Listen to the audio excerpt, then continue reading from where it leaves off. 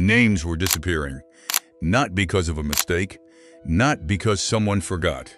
One by one, guests connected to Queen Camilla's private circle were being quietly removed from the list. Just minutes before one of the most important royal events of the year was about to begin. No phone call, no explanation, no warning, just gone. And the people whose names had vanished, they only found out when they showed up at Windsor Castle, handed over their credentials, and watched security staff check the list twice before quietly turning them away.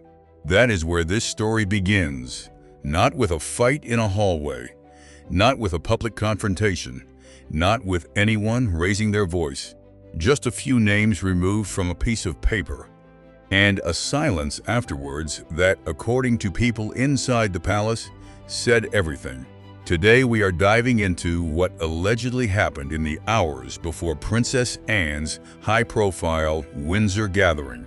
According to palace insiders and royal observers who have been watching this situation closely, what unfolded that evening was not an accident, and it was not a coincidence.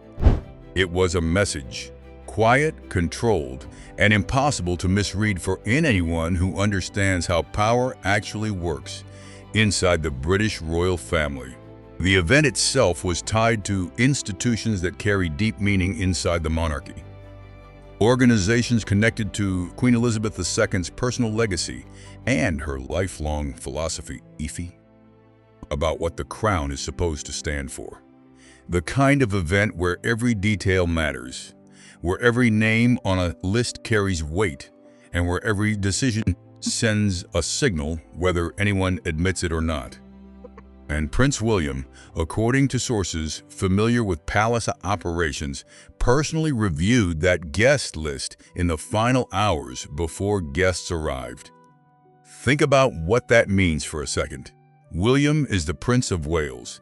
He has his own household, his own staff, his own calendar full of public engagements. For him to personally sit down and review the guest registry for an event associated with his aunt, that is not routine. That is not something that happens because someone forgot to delegate. That is, someone making absolutely sure that a specific outcome happens and making sure it is carried out exactly the way they intended. By the time the event began, the removals were already done. The access points had been updated. Security had received new instructions. And Queen Camilla, according to sources who spoke to royal observers afterward, had no idea any of it had happened until confused and panicked phone calls started coming in from her own circle. She reportedly found out the way everyone else did, through the people who had already been turned away. What happened at Windsor that evening was not just about a guest list. According to those who have been watching the internal dynamics of the royal family for years, it was the clearest signal yet that something fundamental has shifted inside the House of Windsor. Something that has been building slowly, quietly, for a long time, and that finally became impossible to ignore. But to understand what it really means, you have to go back a little further, because this did not start the night of Anne's event. For months before that evening, people with access to palace circles had been noticing something. It was not dramatic. There were no big arguments spilling into public view, no headlines about internal fights, no official statements hinting at trouble. On the outside, the monarchy looked like it was functioning exactly the way it always had. Engagements being carried out, ceremonies proceeding on schedule, the royal calendar moving forward without interruption. But underneath all of that, according to insiders who spoke to royal observers, the atmosphere had been shifting in a way that was hard to describe but impossible to miss if you were paying attention. Staff members described it privately as a quiet tightening, a change in tone that touched everything from how events were being planned to how different royal households were communicating with each other. Small things individually easy to dismiss. Together, they painted a picture of an institution under pressure. Part of what was creating that pressure was King Charles's health. When a monarch is dealing with serious, ongoing health struggles, the question of who actually holds authority behind the scenes becomes one of the most sensitive questions in royal life. Nobody says it out loud. Nobody puts it in a memo. But everyone inside the palace understands that when the king's capacity to actively manage the institution is reduced, a vacuum opens up. And in a world defined by hierarchy and access, vacuums do not stay empty for long. Into that vacuum, the most two very straight-talking, different no-nonsense philosophies member of the were royal reportedly beginning to push against each other. On one side, Queen Camilla's wider social network, a circle that had grown considerably in visibility and access during Charles's reign. People who had built their proximity to the crown through personal of the royal family, through social connections cultivated carefully over years, through the access that comes with being close to the person sitting on the throne. On the other side, an alliance that most people on the outside had not fully registered yet. Prince William and Princess Anne. Now, this partnership is not something that gets talked about much in the press. Anne does not seek media attention. She never has. For decades, she has operated in the background of royal life with a kind of quiet, unyielding consistency that has made her something of a legend among people who understand how the institution actually works. She does not care about popularity. She does not manage her image. She just works, relentlessly, without complaint, with an almost old-fashioned belief that the institution matters more than any individual within it. That philosophy, according to insiders, is exactly what drew William to her, particularly after Queen Elizabeth II's death. Sources familiar with royal operations say that William and Anne's private conversations became more frequent and more focused in the period following the late Queen's passing. Not just family catching up, strategic discussions about royal appearances, about institutional priorities, about what the monarchy needs to look like as it moves toward a future that William will eventually lead. Several insiders describe their shared worldview this way. The monarchy survives only when structure comes before social comfort, when hierarchy is respected absolutely, when the institution is never subordinated to personal relationships, no matter how close those relationships may be.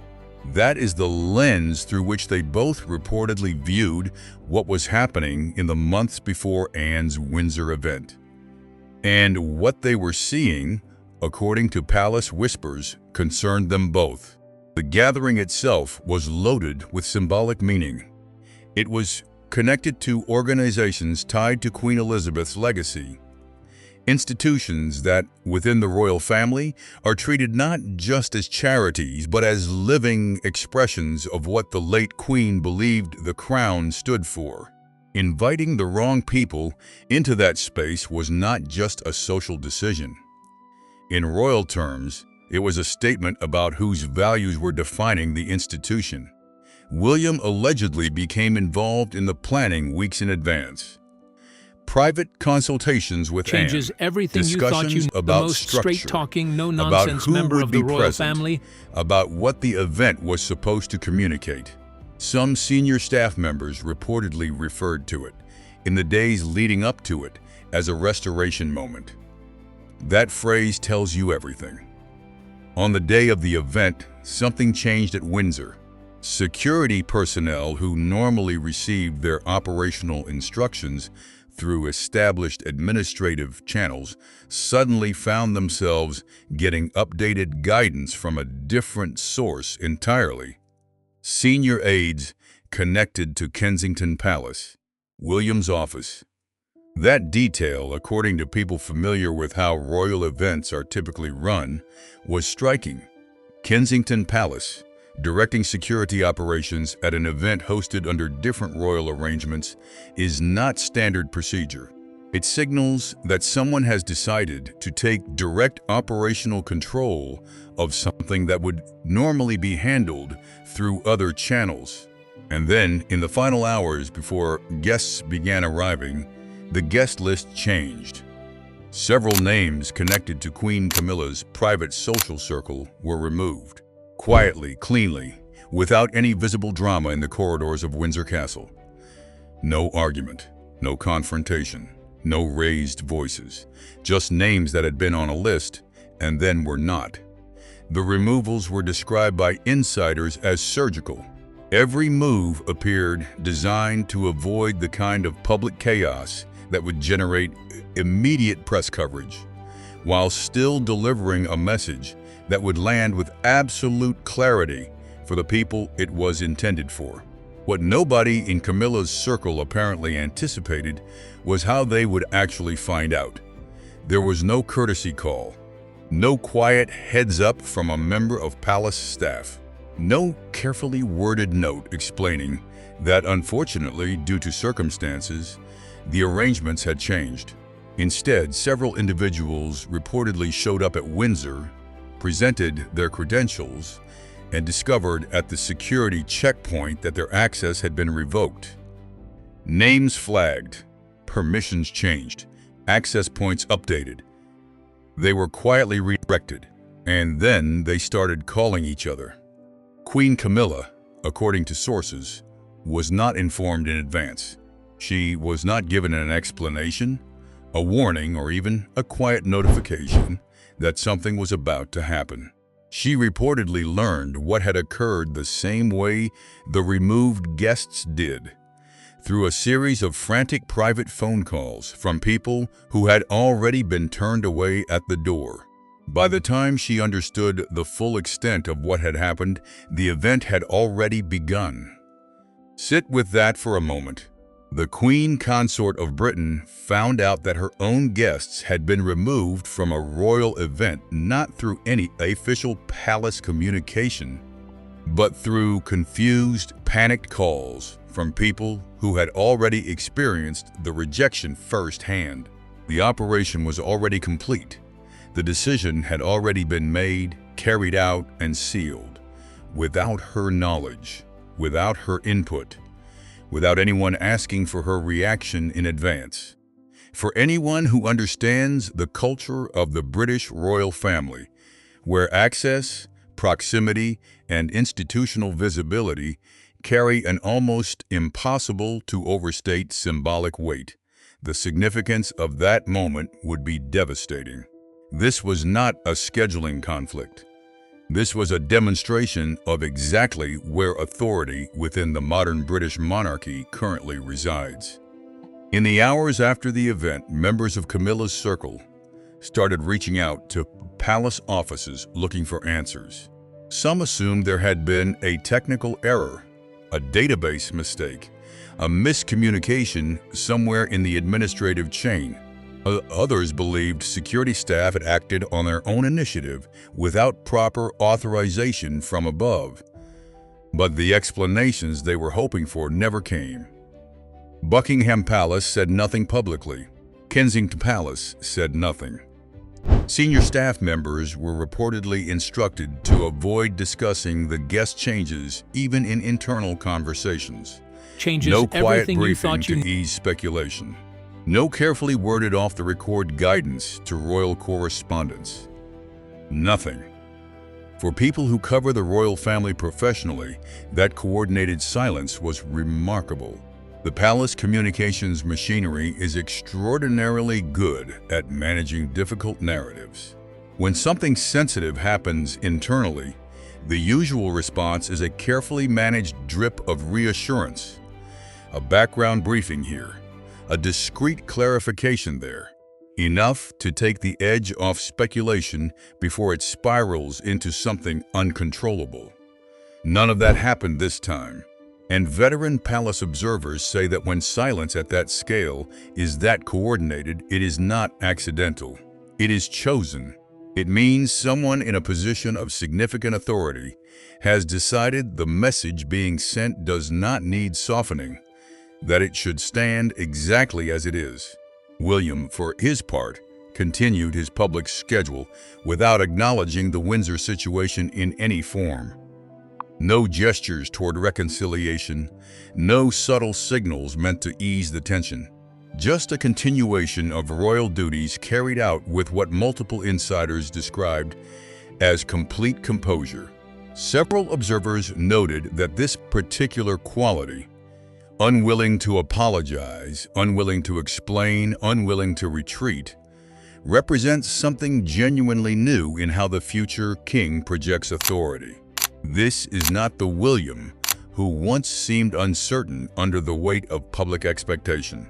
What is being described now is a William who has apparently decided that institutional authority speaks for itself, that those who need a public explanation have already received one, in the only language that truly matters inside the House of Windsor.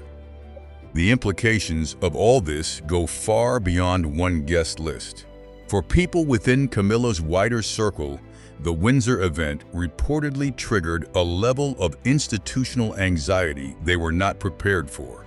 Individuals who had built their access and standing within royal life through personal relationships, through proximity to the king, are now privately questioning what that proximity is actually worth when the future king is operating from an entirely different set of priorities. Access, it turns out, is not automatically guaranteed by personal connection. Social standing does not automatically translate into institutional standing. And proximity to the present monarch does not necessarily protect you from decisions made by the one who comes next. Those are not small realizations. As for King Charles, sources suggest he may have learned about the full details of what happened only after much of it had already unfolded.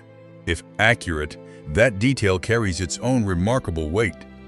It would mean William acted not with his father's advance approval, but from his own institutional authority. Independently, decisively, Charles, by most accounts, favors patience, stability, and the avoidance of open conflict. William, increasingly, does not appear to share that preference, at least not when he believes the foundations of the institution are at risk. Those are two fundamentally different visions of how a monarchy survives. And at Windsor, one of them asserted itself with unmistakable clarity. What happened that evening? A few names quietly removed from a guest list, no public confrontation, no dramatic statement, just absolute coordinated silence in the aftermath, will likely be discussed inside royal circles for a long time. Not because of what it was, because of what it suggested about what is coming. If William is already operating with this level of quiet, calculated decisiveness before he has formally assumed the throne, the monarchy that takes shape under his reign may look very different from anything the royal family currently expects. And according to those closest to the situation, that process is not approaching. It has already begun.